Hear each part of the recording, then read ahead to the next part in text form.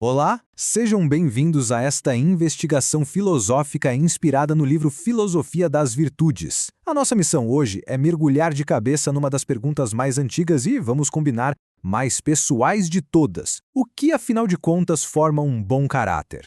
Pensa comigo um instante. O que realmente define alguém como uma boa pessoa? São as ações que ela faz? As intenções que ela tem? Ou será que é algo mais profundo, algo que a gente chama de caráter? Essa é a grande pergunta que vai guiar a nossa investigação. E para a gente desvendar esse mistério, nosso roteiro vai ser o seguinte. Primeiro, vamos definir o que é o tal do caráter. Depois, a gente vai dar uma olhada na receita dos filósofos da antiguidade. Aí vem a reviravolta, o ataque da psicologia. Isso nos leva direto para a defesa da virtude e, no fim, o grande veredito. Afinal, caráter existe ou não? Bom, antes de qualquer coisa, a gente precisa alinhar os conceitos, né? O que exatamente os filósofos querem dizer quando usam essa palavra caráter? Toda essa discussão sobre caráter vem de um campo da filosofia chamado ética da virtude. É interessante porque, ao contrário de outras teorias que perguntam qual é a ação certa a se fazer, a ética da virtude muda o foco. A pergunta aqui é: que tipo de pessoa eu deveria ser? A atenção sai da ação e vai para o agente.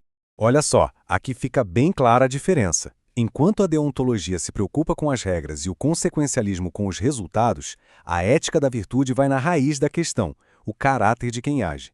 É uma mudança de perspectiva fundamental, percebe?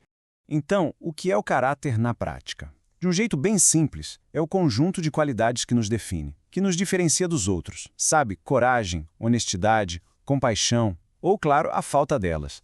Tudo isso vai formando o nosso caráter. E a origem da palavra, gente, é fascinante. Caractere, em grego, era a marca cravada numa moeda, aquela que a tornava única. É uma metáfora muito poderosa, né? O caráter seria essa marca indelével que define a nossa identidade moral. Ok, com a definição na mão, vamos fazer uma viagem no tempo e ver a teoria original.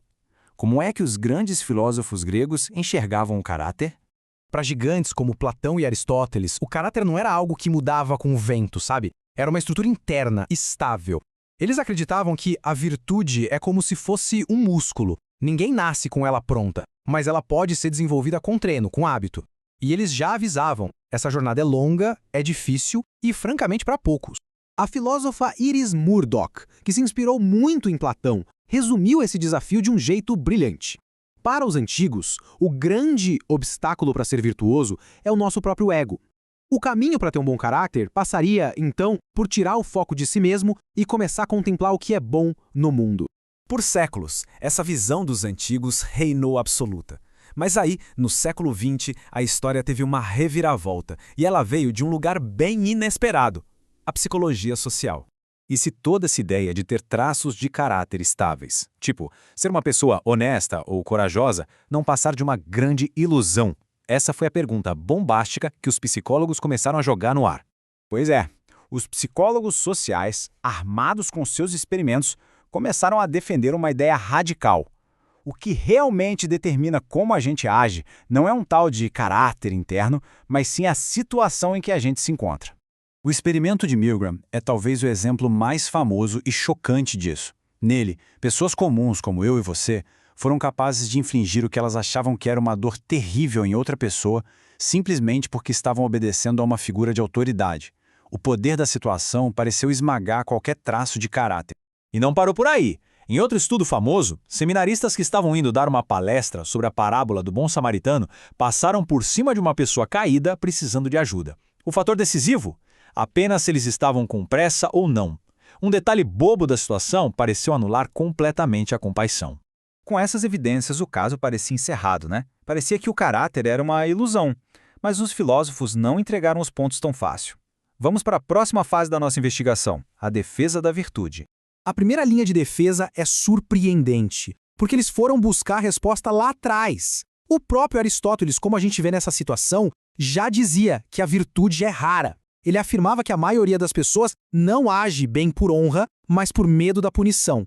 A defesa filosófica, então, se articulou em 3 passos. Primeiro, questionar os experimentos. Será que eles medem mesmo o caráter?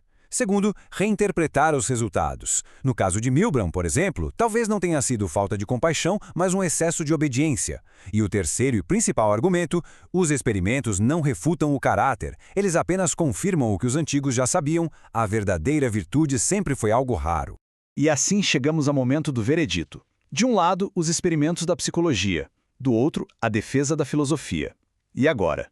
Para onde isso nos leva?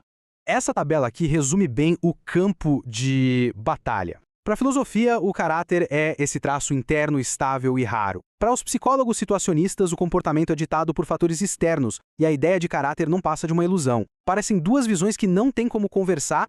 Mas o legal desse debate todo é que ele forçou os dois lados a ficarem mais sofisticados. Hoje, a psicologia trabalha com modelos muito mais complexos. O modelo CAPS, por exemplo, entende a personalidade não como algo fixo, mas como um sistema de pensamentos e emoções que interage com a situação. Já a teoria dos 5 grandes fatores mapeia dimensões estáveis da personalidade, reconhecendo que sim, existem tendências internas.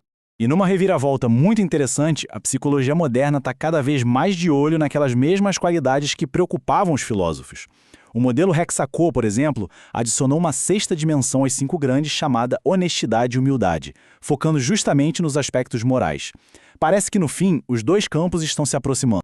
E tudo isso nos leva a uma última pergunta. A gente viu que o caráter provavelmente não é uma ilusão, mas é sim algo raro, difícil de construir e muito vulnerável a situações. Então a questão final não é mais o caráter existe, e sim, vale a pena todo o esforço para construí-lo? A resposta talvez seja o que define o tipo de pessoa que cada um de nós aspira a ser. Obrigado por acompanhar esta investigação.